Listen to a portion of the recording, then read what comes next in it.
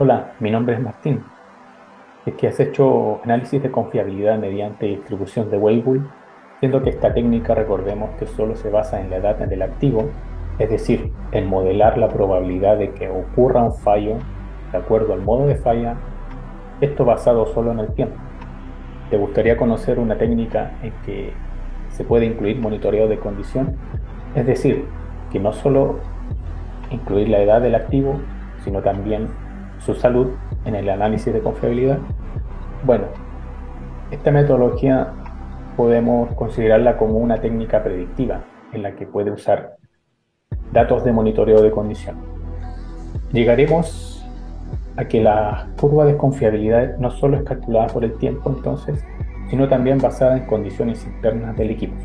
Quiero compartir con ustedes un cálculo en la cual lo realicé en Python, pero fue cierto un trabajo realizado en un artículo de los señores Panchevic y Jardine realizando este tipo de y pues vamos a tener a llegar a un cálculo realizado varias curvas de confiabilidad en la cual se incluye el estado del equipo. Bien, comencemos con algunos conceptos.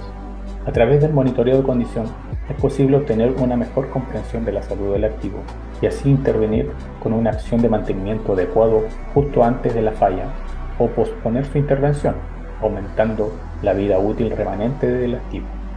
Claramente, el monitoreo de condición es una táctica de mantenimiento clave en muchas organizaciones, donde incluyen para un determinado equipo factores de riesgo, por ejemplo, monitorear el aceite de lubricación, realizar análisis de vibración, termografía, inspecciones visuales, condiciones de terreno y ambientales, entre otros. Con esto es la misma idea con los factores de edad y salud de una persona. Entonces nos preguntamos, ¿cuál es el riesgo de que ocurra un fallo en el activo por algún modo de falla? Depende de la edad, depende de sus factores de riesgo. El libro del autor Will Jardine brinda una descripción general de los procedimientos que se utilizan en las organizaciones a tomar decisiones inteligentes de monitoreo basado en condición. Por ejemplo, en la figura se tiene un gráfico de control de medida del hierro en ppm, donde se definen estos estados de alarma, precaución y normal de la variable. Un procedimiento estadístico valioso para estimar el riesgo de falla del equipo cuando está sujeto a monitoreo de condición es el modelo de riesgos proporcionales, llamado PHM. Entonces, un PHM puede adoptar varias formas. Por todas combinan una función de riesgo de referencia con un componente que tiene en cuenta las covariables que se utilizan para mejorar la predicción de la falla. La forma particular utilizada en esta sección se conoce como Weibull PHM, con una línea base de Weibull expresada en esta ecuación, donde H es la probabilidad condicional instantánea de falla en el tiempo, dados los valores de Z. Cada Z representa una covariable de datos de condición monitoreada en el momento de inspección en el tiempo T. Bueno, por ejemplo, monitoreo del aceite, monitoreo de vibraciones, entre otros. Estos datos de condición se denominan covariables, que además poseen ponderaciones que se explica como el grado de influencia que tiene cada covariable en la función de riesgo. Por tanto, este modelo Weibull consta de dos partes en la función de riesgo, que tiene en cuenta la antigüedad del equipo en el momento de la inspección y sus condiciones internas. En el artículo de Bergevik y Jardine trata de que los ingenieros de confiabilidad están interesados en calcular una función de confiabilidad con el fin de establecer una política de reposición óptima. Para implementar esta política, a menudo es importante incluir información de condición del equipo, como la de análisis de aceite o vibración, entre otras. La información del monitoreo de condición se puede incluir en el análisis de confiabilidad al considerar la función de tasa de riesgo como una función de un proceso de covariables estocásticas. En este artículo, el proceso de falla junto con el proceso de covariables está representado por un proceso de Markov discreto. Con ellos se diseña una metodología para poder calcular las confiabilidades condicionales y con la forma de decisión apoyarse en el cálculo de la vida útil remanente en función de las condiciones actuales. Este método se basa en la integración numérica.